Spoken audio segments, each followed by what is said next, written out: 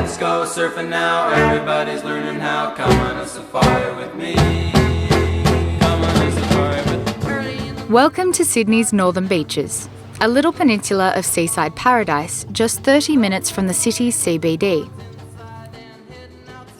Pristine beaches, million-dollar views and a laid-back community make the Northern Beaches home to some of Australia's biggest celebrities, including Leighton Hewitt, Jennifer Hawkins and Elle Macpherson, just to name a few. But the beauty of this slice of seaside utopia masks an ugly secret.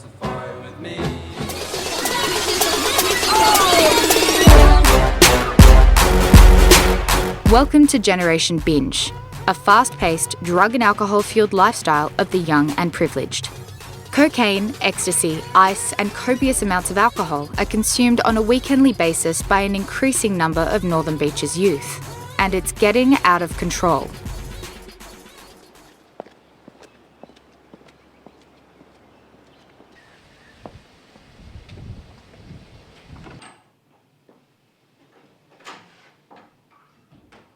My name's Lane Watton, I'm 25. I had my first beer when I was 8, and then that was just with family and whatever.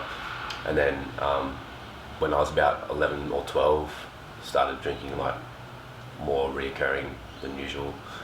I went from there, started doing amphetamines, and then just pills, ice. Ice was later though, I was about 17 when I first tried that. Recent trends, drug and alcohol abuse is increasing with adolescents.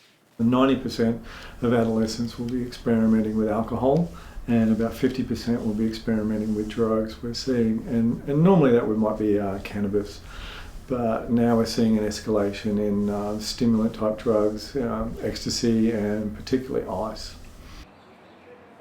My name's Rick Martin. I'm 19, turning 20 years of age in December.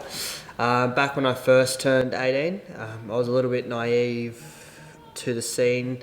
It was just go out and drink and drink and drink until you either found your way home or found yourself, passed out somewhere. I met him through a friend, and he was kind of the guy that was always partying. Always had a few too many to drink. Rick's story is one of the few with a happy ending. Sydney's lockout laws do not include outer city areas, and pubs such as Mona Vale Hotel are relatively unaffected. A local favourite, Mona Vale Pub is also a hub of gang bashings and drug and alcohol-related assaults. Rick's night began innocently enough, buying a bottle of rum from Mona Vale Bottle Shop and drinking it with his mates at a nearby home. I had a few drinks with a few friends, sort of eventuated, ended up at Mona Hotel, roughly about maybe 9:30, 10 o'clock. At 12:15, left the hotel with my girlfriend and actually went outside out the front and was waiting in a bus stop for a taxi. At this time, there was another man and his partner getting harassed by a group of guys. And me being me, just decided that I might try and intervene and break this up before it got any worse for the young man. And then, unfortunately, the attackers turned on myself. I didn't really see it coming. And then they all sort of jumped in, and it was sort of a gang or pack mentality to kill.